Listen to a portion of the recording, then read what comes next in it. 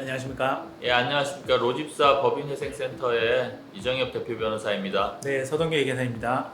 예, 오늘 주말에 비도 많이 왔는데 이제 출근하면서 뭐 주요한 영상을 보니까 연준에서 요 근래에 한계 기업이 37%에 이르렀다. 한계 기업이라고 하면 아직 이자를 못 내고 있는 기업이 37%에 이르렀다고 하더라고요. 미국이 그 정도 상황이고, 또 한국에서 6월 14일 정도에 한국은행에서 발표한 보고서에 의하면 35% 이상의 기업들이 지금 이자를 낼 수 없는 상황에 이르렀다, 이렇게 합니다. 네, 금리도 많이 올랐고 최근에 저희한테 회생에 대한 고민을 상담하시는 분들 얘기를 들어보면 금융기관들도 리스크가 커지다 보니까 예전에는 이자만 냈던 그런 대출을 원리금을 같이 상환해야 되는 식으로 좀 계속 변경하고 있다고 하더라고요. 지금 정부에서 경기를 이제 연착륙시키기 위해서 대출 연장을 만기 연장을 계속 해주도록 종용을 했고, 그리고 추가적인 여러 자금 지원, 특히 이제 부동산 관련돼서 자금 지원을 해왔기 때문에 계속 한계 기업이 바로 도산 절차에 돌입하지 않고 계속해서 버티다가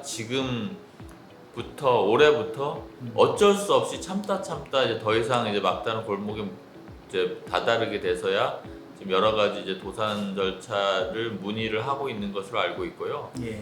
서울회생법원에 알아보니 이제 작년 동기 대비, 그러니까 1월부터 5월 사이에 기준낸 통계인데요. 그러니까 지금은 더 심해졌을 거라 생각합니다. 그러니까 50% 이상 도산 사건, 법인 회생, 법인 파산 사건이 증가했다고 합니다. 예.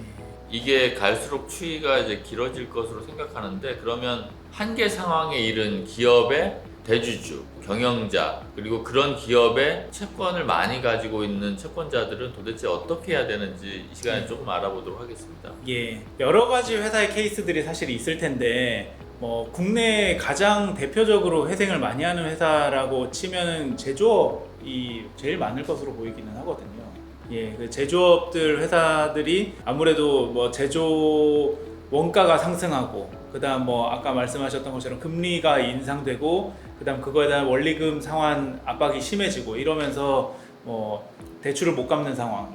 공장을 갖다 지었는데 그 공장 담보를 해서 대출을 받았는데 그 담보 대출에 대한 이자도 상환하지 못하는 상황. 이런 상황에 처한 회사들이 굉장히 많은 것으로 보이거든요. 예, 로집사 법인회생센터에 이제 그런 내용의 상담이 되게 많이 오는데, 예. 지금 저희가 상담을 많이 해보면 상담까지는 좋아요. 근데 왜 바로 회생 절차에 대해서 신청을 해달라거나 아니면 채권자로서 보호 조치를 바로 해달라거나 이렇게 바로 소위 말하는 위임 계약을 체결하지 않는 이유는 뭘까요? 우리는 그게 되게 아쉬운데. 예, 제일 큰 허들 중에 하나가 아무래도 대표이사에 대한 대출 연대 보증. 그렇죠. 으로 보이고 있어요. 왜냐하면은 대출에 대한 연대 보증 채무가 대표이사한테까지 다시 넘어가게 되면 지금 대표이사가 살고 있는 그런 지금까지 하고 있었던 생활을 하기가 어려워지기 때문에. 그렇죠. 영화에서 보면은 불타는 배에서 그 상황을 판단하고 그 차가운 바다로 스스로 뛰어드는 분들은 진짜 많지 않잖아요. 그렇죠. 네. 어쩔 수 없이 이거 그냥 더 지나면 배가 기울어지면 뛰어내릴 수도 없는데, 그렇죠. 그게 이제 어찌 보면 운명에 그냥 순응해서 죽는 게 더 편하다고 생각할 수도 있구나라는 게 이제 인간 심리라고 이제 영화 보면 생각했는데, 저는 이제 채무자 회생법이라는 게 채무자나 아니면 이제 채권자들의 공정한 분배를 위해서 유일하게 만들어진 법이잖아요. 그렇죠.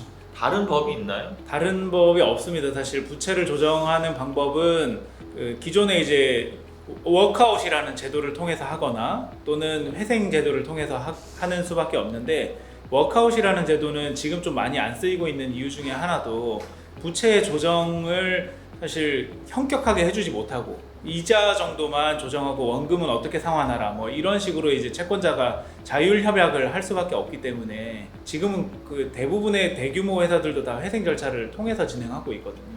원금을 상당 부분 탕감해줘야 다시 살아날 수 있는데, 그냥 민간에서 원금을 어느 정도 탕감해주면 당연히 이제 배임 이슈라든지 특혜 시비가 있거든요. 그래서 네. 그 부분은 지지부진하다가 결국 그게 안 돼서 강제적인 이제 채무자회생법에 적용을 받는 회생 절차나 파산 절차를 신청하게 됩니다. 그렇죠. 근데 뭐 파산 절차야 결국은 뭐 경매, 공매 등을 통해서 뭐 재산을 빠르게 이제 처분해서 채권자에게 나눠준 절차니까 뭐 크게 문제될 바는 없습니다. 근데 다만 이제 회생 절차는 이러한 법이 있는데 이러한 제도를 한 번도 이용을 못하고 그냥 아까 말한 대로 파산 절차로 바로 돌입하거나 그 다음에 뭐 회생의 기회를 놓치는 경우가 많이 있는데 아까 그 비유를 말씀드리면 이제 불에 타는 배가 아주 기울어졌을 때 회생 절차를 신청하는 건 사실 의미가 없고 네. 신청할 수가 없거든요. 회생이 안 되게. 그래서 이제 불이 타서 바다로 뛰어들어야 되겠다라고 생각할 때는 전문가의 의견에 따라오는 수밖에 없는 것 같습니다. 그래서 지금 한계 기업에 자기들이 이르렀다고 생각하는 경영자들이야 당연히 알 것 같고 또 대주주도 알 것 같은데 그런 경우에 민형사적인 어떤 위험을 해지하고 좀 회생의 기회를 얻기 위해서는 법인회생 제도를 이용하는 것 외에는 방법이 없을 것 같습니다. 변호사님, 이 지금 뭐 영상 보시는 분들 많이 고민하고 계신 분들이 아마 많을 텐데 법인회생 제도 하면은 어떤 게 좋은지 그리고 어떤 효과가 있는지 이런 걸 좀 더 쉽게 한번 설명해 주시면 좋을 것 같습니다. 예, 그 법인회생 제도를 뭐 이용하면 좋은 점은 뭐 여러 가지가 있는데요. 그 채무자 입장과 채권자 입장 양쪽으로 나뉘어질 것 같습니다. 그 채무자 회사 입장에서는 결국은 이제 대주주의 경우에는 상당히 이제 자기 지분이 없어지거나, 그러니까 이제 채권자도 다 못 받는 경우가 되니까 당연히 이제 주주는 보호를 받지 못하는데요. 그럼에도 불구하고 회사가 살아나면 나중에 회사를 다시 회사의 경영권을 회수할 수 있는 길이 어느 정도 보장될 수도 있고, 두 번째 가장 중요한 거는 채권자들에 대해서 어떤 민사적인 형사적인 위험을 이제 벗어날 그 절차 내에서 이제 진행을 하기 때문에 벗어날 수 있다는 점이 매우 중요하다고 생각합니다. 보통의 경우에는 돈이 없어서 부도 위험에 몰리면 이제 그 대주주나 뭐 경영자의 경우에는 돈을 빌리러 다니죠. 네. 사채나 뭐 왜냐면 금융권은 안 되니까 이렇게 빌리기 시작하는데 그 빌리는 것 자체가 사기죄에 해당합니다. 왜냐면 나중에 돈을 갚기가 어렵게 되는 것을 좀 막연하게나마 인식하고 있었다고 보이기 때문에요. 그리고 이제 조금 더 나아가면은 이제 회사는 건질 수가 없게 됐다는 사실을 인식하면 대부분의 사람들이 몰래 재산을 빼돌리는 경우가 거의 대부분입니다. 네.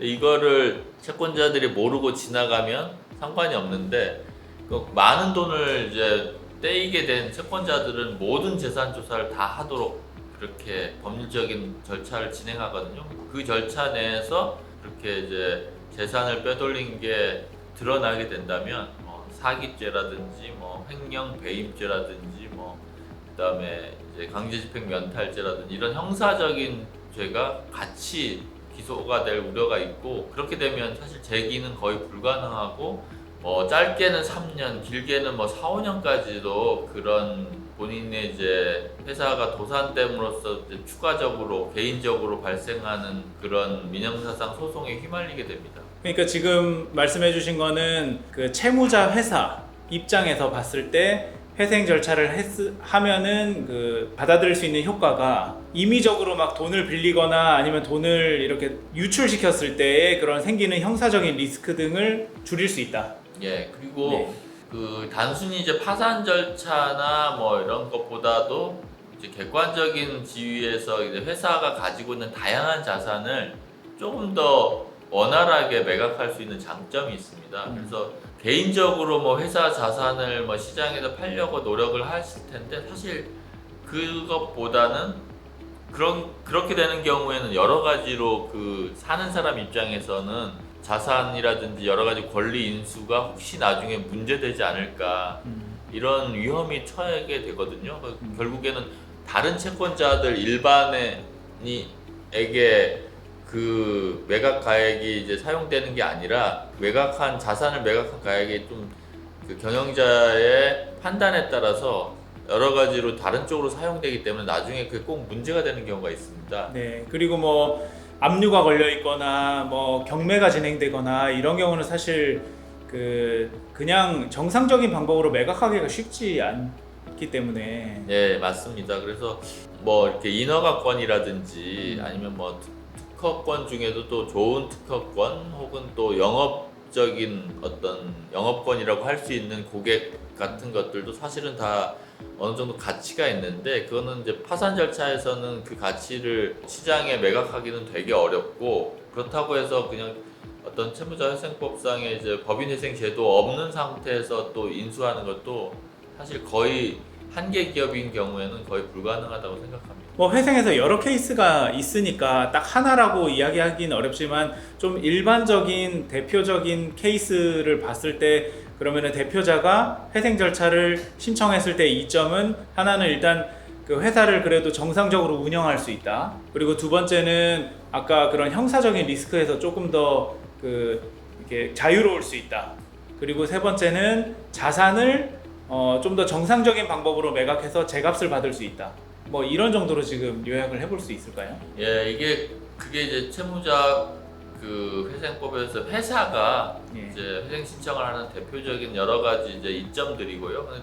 그런데 요즘에 저희 로집사 법인회생센터에서는 기존의 그러한 뭐 대다수의 이제 회사가 직접 신청하는 법인회생 외에 채권자나 주주가 신청하는 법인회생에 대해서 새로운 시장을 개척하고 있다고 할까요? 예. 그걸 하고 있습니다.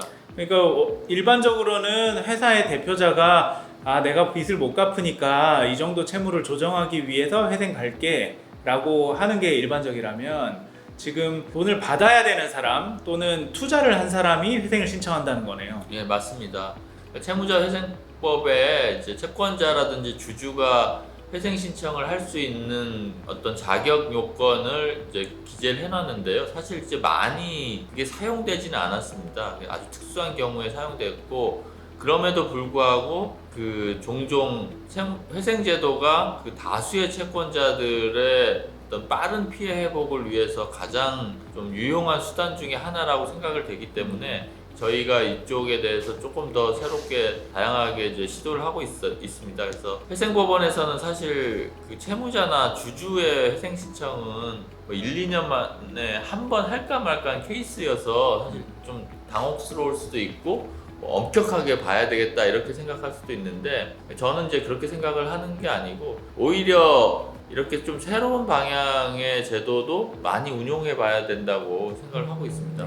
채무자 말고 그러면 채권자나 주주가 그 회생 신청했을 때 가장 큰 이점은 뭐가 있을까요? 저희가 하루 인베스트 사건과 델리오 사건의 이제 다른 법인 같은 경우는 형사 고소 외에는 뭐 특별히 생각하는 게 없었는데, 저희는 빠르게 회생 신청을 하고 있습니다. 그 이유는 무엇이냐면, 이 다수의 채권자들이 하루 인베스트 상대로 만약에 본인의 고객 자산을 돌려달라고 민사소송을 해본다고 생각해 보시죠. 그러면 법원에 엄청나게 많은 그 동일한 류의 사건이 이제 접수가 될 것이고, 그 접수된 사건이 뭐 소장 송달을 거쳐서 그다음 준비 서면을 해서 그다음에 다른 사건과의 그 형평에 따라 가지고 이제 몇 개월 동안의 그 진행을 어찌 보면 이제 본인 차례가 될 때까지 기다렸다가 사건이 들어가려고 하는 순간 이미 가상자산과 관련된 모든 자산은 다 산일되고, 그리고 뭐 그 문제가 되는 게 또 뭐냐면 그 각각의 지금 소송에 대해서 다른 채권자들이 어떻게 되는지 모릅니다. 그래서 짜고 만약에 이제 뭐 1억 원 정도를 예치를 했는데 10억 원이라고 예치해 줄게 라고 하는 경우에 이걸 이제 다른 채권자가 거기에 참여해가지고 그게 아니다라고 얘기할 수가 없죠. 그래서 채권자들이 공평하게 이제 분배받는 절차가 아마 진행되기가 또 어렵고, 그 전에 문제가 되는 거는 이 경영진이 문제가 많음에도 불구하고 채권자들 입장에서는 그 회사가 자산이 얼마가 있는지, 그리고 뭐 부실이 돼서 다 갚지 못하고 있는데 왜 그렇게 되는지 알 수 없다는 게 문제입니다. 그런데 회생 제도를 통해서는 그러한 조사가 가능하게 되고요.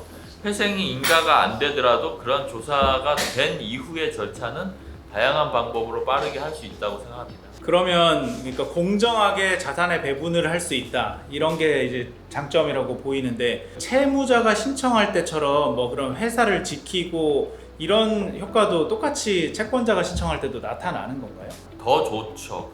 지금 그런 한계 상황에 이른 경우에는 경영자는 회사보다도 본인의 개인적인 어떤 삶을 유지하기 위해서 회사 자산을 빼돌리는 경우가 대부분이고, 회사 자체를 살리고자 하는 것도 공정한 제3자인 관리인이 들어갔을 때 뭐 자금이 있는 이제 인수 좀 투자를 받거나 기관 투자를 받거나 아니면 자금이 있어서 아예 이러한 사업을 하겠다는 사람에게 인수를 시키거나 하는 것들도 기존의 경영자보다 법원의 관리 감독을 받는 관리인이 더 잘할 수 있는 것이죠. 아, 그러니까 회사 입장에서 봤을 때에 회사를 뭐 존속시킬 수 있는 가능성은 더 많다라는 말씀이시죠? 물론입니다. 근데 이제 그렇게 되면은 이제 어떤 제3자인 법원의 관리 감독을 받는 제3자의 관리인이 기존의 회사의 경영을 속속들이 살펴보고 어떤 잘못이 있었는지도 전부 조사를 하기 때문에 기존 경영자는 정말 너무나 무서운 일이고 형사 고소보다 더 훨씬 무섭기 때문에 이에 대해서 뭐 여러 가지로 반발을 할 수밖에 없고, 기존의 회계 자료들 뭐 분식이 됐든지 아니면 이제 뭐 본인들의 어떤 이익을 위해서 여러 가지 좀 조작을 했을 가능성이 큰데, 이런 회계 자료를 제출하면서 뭐 회생을 안 해도 된다는 식으로 방어하는 게 되게 많습니다. 이제 회생법원 입장에서는 개시 전에 뭐 조사할 수도 있고, 개시한다고 하더라도 회생을 존속이 가능하다면 회생이 폐지하면 되니까요. 그 과정에 있어서 회사에 큰 피해가 있지는 않습니다. 오히려 명확하게 자산이라든지 부채가 투명하게 드러날 뿐이죠. 그래서 그런 부분을 좀 생각해 보면 좀 더 전향적으로 채권자 회생 혹은 또 주주의 여러 가지 소액주들이 주로 좀 대상이 될 텐데요. 신청하는 회생에 대해서 적극적으로 신청을 받아들이는 쪽으로 좀 방향 전환이 필요하지 않나 이렇게 생각을 해보고 있습니다. 그러면은 그 회생을 신청하고 나서 그 이후 절차는 어떻게 진행이 되나요? 회생 신청을 하고 나면 이제 회생 신청이라는 것은 이제 변제기에 이른 채무를 다 못 갚은 상황에 처했다는 것이기 때문에, 그러면 일부의 채권자에게만 변제하거나 혹은 자산을 처분해서 은닉하는 걸 막기 위해서 재산 처분에 대해서 법원 허가를 받도록 한 보전 처분과, 그리고 객관적인 그러니까 일반적인 채권자들이 개별적으로 강제 집행을 하는 것을 막는 포괄적 금지 명령이 이루어지고요. 그리고 그 한 달 이내에 그 관리인 선임을 위해서 기존의 관리인으로 그대로 해도 되는지 아니면 제3자 관리인 선임해야 되는지 신문 절차를 거쳐서 법원이 관리인 선임과 동시에 회생 개시 여부를 결정하게 됩니다. 그 관리인이라는 게 결국에는 이 회사를 경영하는 그 책임을 짓는 그 예. 대표자와 같은 사람이라고 봐도 될까요? 예, 그렇죠. 법률상의 어떤 이제 처분권을 갖는 사람이고요. 그래서 보통의 경우에 뭐 횡령 배임이나 이런 게 없으면 기존의 경영을 하는 경영자를 그대로 관리인으로 하는 경우가 되게 많이 있습니다. 그리고 그 관리인이 선임되고 나서도 법원에서는 자산과 그다음에 이제 부채 그리고 부실이 일어나게 된 이유에 대해서 조사위원으로 하여금 조사를 하도록 하기 때문에, 기존의 경영진이라고 하더라도 뭐 그냥 기존의 회계 자료가 이렇습니다 이렇게 해서 법원에 제출한으로 끝나는 게 아니라, 새롭게 이제 엄격하게 좀 더 이제 비용을 많이 들여서 그 재산 조사와 부채 조사 그리고 부실 원인을 조사하게 되는데, 그 조사와 동시에 그 채권 신고를 받고, 그 채권 신고를 받아서 채권자가 확정되면 그 이후에 이 채권을 변제하기 위해서 어떤 형식으로 기존의 영업을 위해서 갚는지 아니면 가지고 있는 자산을 처분해서 갚을지, 그런 것들에 대해서 계획을 잡고 채권자들의 동의를 얻는 절차가 진행됩니다. 네, 그러면 동의를 얻고 나면 그때부터 변제가 시작되는 거겠네요. 네, 맞습니다. 그래서 여기서 중요한 거는 채권자들이 너무 다수이기 때문에 법상 정해진 절차 내에 자신의 채권을 이제 인정을 받고, 그리고 절차에 참여해야만 이제 배당을 받을 수 있고요. 만약에 이걸 놓치는 경우에는 법률상 어쩔 수 없이 본인의 과실로 인한 것이기 때문에 배당에 참여할 수 없다는 점이 또 주의할 점이라고 할 수 있습니다. 네. 그러면 그 변제는 뭐 기간은 보통 저희가 10년이라고 알고 있는데 10년의 기간 안에 어떻게 변제를 받게 될까요? 뭐 다양하게 이제 그 변제받는 방법에 대해서도 결국은 채권자들의 동의를 받아야 되거든요.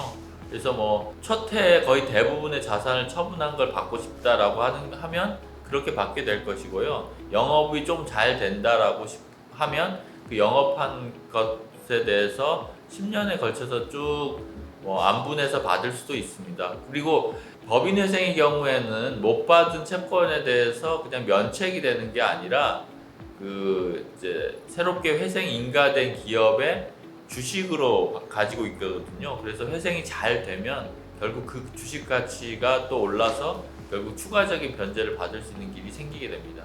채권자들이 동의하는 안으로 변제를 받는다. 그리고 받고 나서도 못 받은 돈은 주식으로 일단 출자 전환을 해서 받고 있는다. 뭐 이렇게 크게는 변제 방안을 보면 되겠네요. 그래서 뭐 이 얘기는 뭐 지금 아티클에서 다 할 수는 없고요. 네.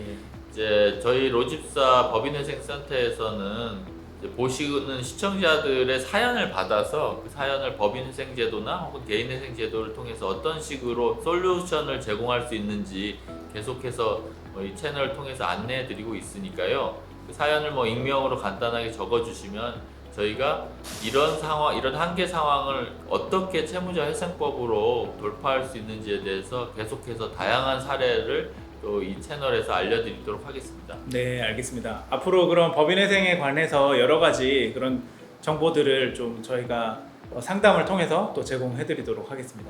알겠습니다. 감사합니다. 오늘도 뭐 이렇게 좀 어찌 보면 어려운 좀 묵직한 얘기들만 했는데요. 다음부터는 채널에 여러 가지 좀 재미 요소를 좀 넣어서 좀 보는 동안 좀 지루하지 않도록 그렇게 다양한 시도를 해볼 생각이니까 좀 많이 기대해 주시기 바랍니다. 네, 알겠습니다. 감사합니다. 네, 감사합니다.